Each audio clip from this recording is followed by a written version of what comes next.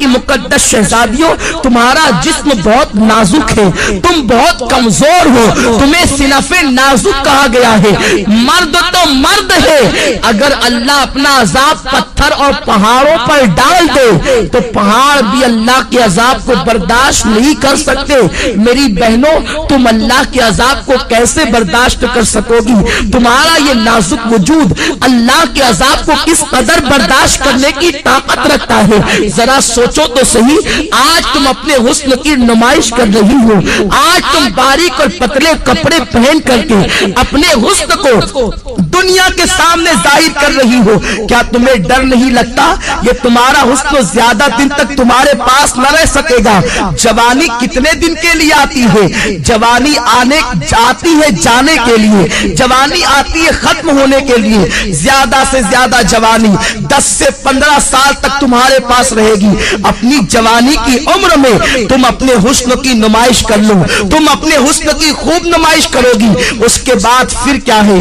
جس حسن کی تم نمائش کر رہی ہو، یہ نمائش تمہارا کرنا اسی تمہارے خوبصورت چہرے کو کبھی قبر کے کیڑے کھائیں گے، کبھی قبر کی مٹی کھائے گی۔ اپنی بڑی بڑی آنکھوں میں کاجل لگا کر، اپنی خوبصورت آنکھوں میں کاجل لگا کر بار بار آئینوں کو دیکھتی ہو اور بار بار عورتوں پہ فخر محسوس کرتی ہو کہ میری آنکھیں اتنی خوبصورت ہے، میرا چہرہ اتنا خوبصورت ہے۔ ارے نادانو، تمہارے خوبصورت چہرے کی حقیقت کیا ہے؟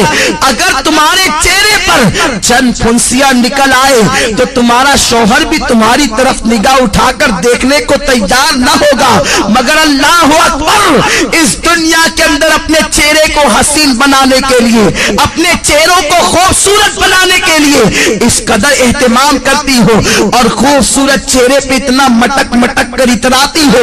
یہ تمہارا خوبصورت چہرہ قبر کے اندر 3 دن کے اندر بگڑ جائے گا، 3 دن کے اندر اسے قبر کے کیڑے کھائیں گے۔ حضرت سعید ابن مسیب رحمت اللہ تعالی علیہ فرماتے ہیں، جب حضرت علی مرتضیٰ کے ساتھ میں قبرستان گیا تو میں نے جانے کے بعد کیا دیکھا؟ علی مرتضیٰ نے قبر والوں کو سلام کیا اور سلام کرنے کے بعد پوچھا، اے قبر والوں، تمہارا کیا حال ہے؟ تمہاری کیا کیفیت ہے؟ تو ایک قبر سے آواز آئی، علی کیا پوچھتے ہو؟ جس خوبصورت بالوں کو ہم دن میں کئی مرتبہ سنوارتے تھے وہ بال ہماری کھوپڑیوں سے جھڑ چکے ہیں۔ اے علی کے مرتضیٰ، جن آنکھوں پر ہم بہت فخر کرتے تھے وہ آنکھوں کے گودے بے بے کر کے گالوں سے گر رہے ہیں۔ جس چہرے کے اور گالوں کی سرخی پر ہم اتراتے تھے ان گالوں کے گوشت کو کیڑوں نے کھانا شروع کر دیا ہے۔ اب تم ہمارا حال کیا پوچھتے ہو؟ جس جسم پر پرفیوم لگا کر، جس جسم پر عطر لگا کر دنیا کے سامنے فخر محسوس کرتے تھے، اس جسم کو ازدہے ڈس رہے ہیں۔ اے علی، اب ہم تمہیں اپنا کیا حال سنائے؟ اے اسلام کی مقدس شہزادیوں، اپنے بڑے بالوں کی نمائش کے لیے تم اس قدر سرگردہ نظر آتی ہو، اس قدر کو لاہور پر کوشا نظر آتی ہو۔ یہ تمہارے بال تمہاری قبر میں جھڑ جائیں گے، یہ تمہاری آنکھیں اسے قبر کے بچھو کھائیں گے، ہم اسے کھائیں گے۔ اور اللہ کے رسول تو یہاں تک فرماتے ہیں، آج عورتیں اپنے حسن کا غلط استعمال کر کے کبھی کسی غیر محرم لڑکے سے محبت کا پیغام دیتی نظر آتی، پیار و محبت کے نام پر اجنبی لڑکوں سے دوستی کرتی نظر آتی، اور یہ آج فیشن بن چکا ہے، اسے عیب نہیں سمجھا جاتا۔ وہ عورتیں کان کھول کر سن لے جو لوگوں سے غلط تعلقات قائم کرتی ہیں۔ فرمایا گیا جن عورتوں نے دوسرے مردوں سے تعلقات قائم کرنا تو بہت بڑا جرم ہے، ایک مرتبہ اپنا ہاتھ کسی دوسرے مرد کے ہاتھ میں دیا ہوگا، اس عورت پر اللہ اس کی قبر میں 99 سانپ مسلط فرمائے گا،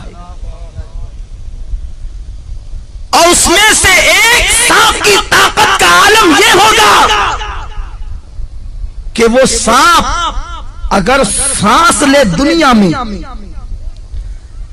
وہ سانپ اگر دنیا میں سانس لے تو اس کی سانس کی گرمی سے پوری دنیا کے انسان مر جائے، اور اگر وہ سانپ کسی پہاڑ پر اپنی دم کو مار دے تو پہاڑ ریزہ ریزہ ہو جائے، اتنا طاقتور وہ سانپ ہے۔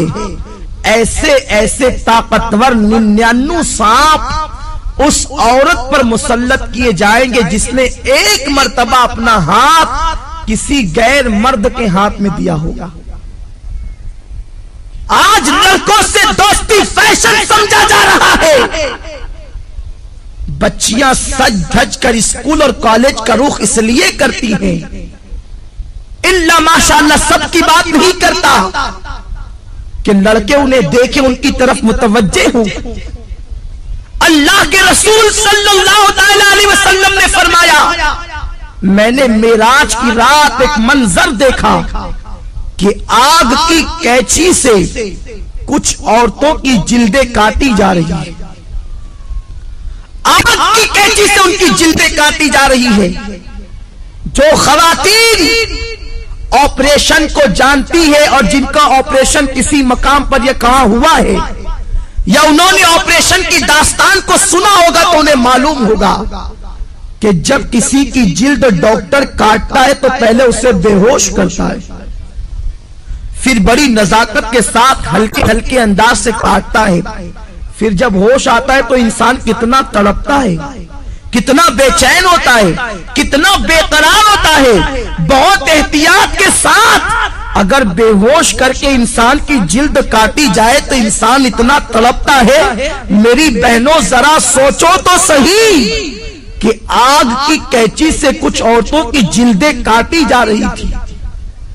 غیب دار رسول صلی اللہ علیہ وسلم نے فرمایا، میں وہ منظر دیکھ کر بے قرار ہو گیا۔